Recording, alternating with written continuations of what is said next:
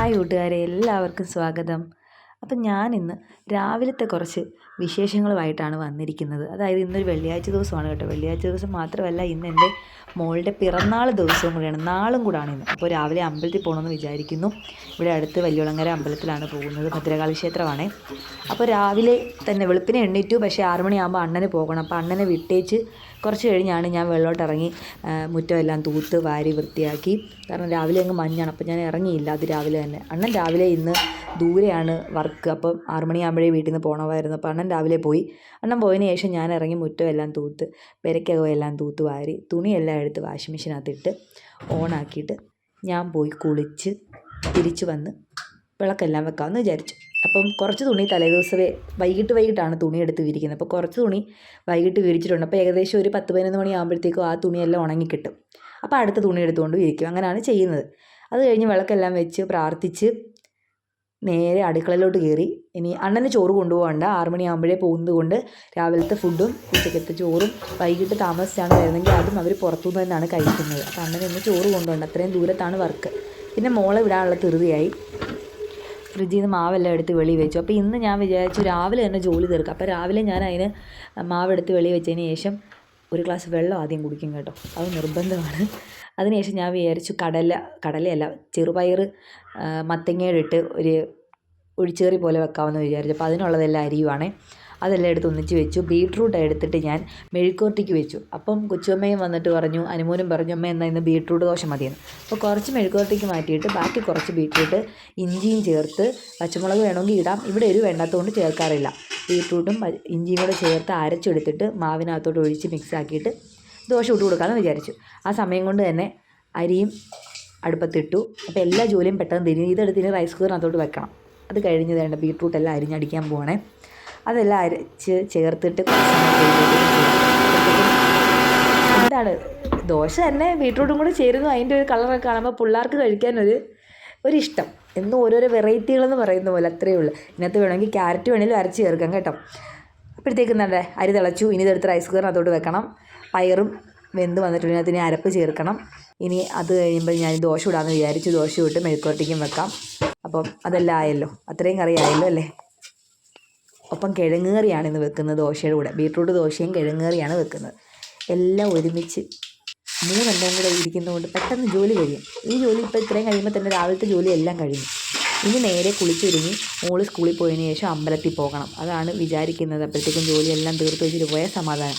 എനിക്ക് എവിടെയെങ്കിലും ഒരുങ്ങി പോയി കഴിഞ്ഞിട്ട് പിന്നെ തിരിച്ചൊന്ന് ജോലി ചെയ്യുന്നത് എനിക്കിഷ്ടമല്ല. അതുകൊണ്ട് രാവിലത്തെ പാചകമെല്ലാം ഒരുമിച്ചങ്ങ് ചെയ്ത് തീർക്കാമെന്ന് വിചാരിക്കും. ബീട്രൂട്ട് മെഴുക്കുവരട്ടി എല്ലാം ആയി. ഈ സമയം കൊണ്ട് ഇനി ദോശയും ചുട്ടിട്ട് മോൾക്ക് കൊടുക്കണം. മോള് കഴിക്കുന്ന ഒന്നും എടുക്കാൻ എനിക്ക് അപ്പം പറ്റിയില്ല. ഞാൻ അടുക്കളയിലായിരുന്നു, അപ്പോൾ എനിക്ക് അതിനുള്ള സമയം കിട്ടിയില്ല. ഇവള് ഇറങ്ങുമ്പോൾ തന്നെ ഞാൻ 9 മണിക്ക് തന്നെ ഓട്ടോ പറഞ്ഞേക്കണം. അപ്പോൾ ഓട്ടോ 9 മണിക്ക് തന്നെ വരും. വണ്ടി വരുന്നത് 8:50-നാണ്. അപ്പോൾ ആ സമയത്തിനുള്ളിൽ എല്ലാ ജോലിയും തീർക്കണം. ഇത് തന്നെ ക്യാരറ്റ് അടിച്ച് ചേർത്ത് വിടാം. ഇങ്ങനെ ചെറുതായിട്ട്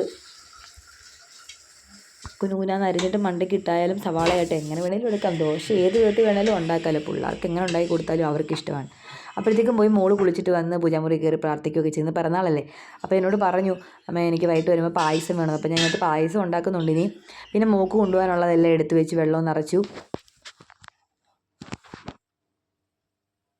അവൾക്ക് ദോശ മതി എന്ന് പറഞ്ഞു. അപ്പോൾ ചോറ് വേണ്ട, ദോശ മതി എന്ന് പറഞ്ഞാൽ അവർക്ക് ഞാൻ ദോശയാണ് പത്രത്തിൽ കൊടുത്തുവിട്ടത്. അങ്ങനെ മോള് പോകാൻ വേണ്ടി ഇറങ്ങി കേട്ടോ. ഇനി ഈ സമയം കൊണ്ട് ചെറിയ ആൾ പോയി കുളിച്ചിട്ട് വന്നിട്ട് വണ്ടി വന്നു, മോള് പോയി.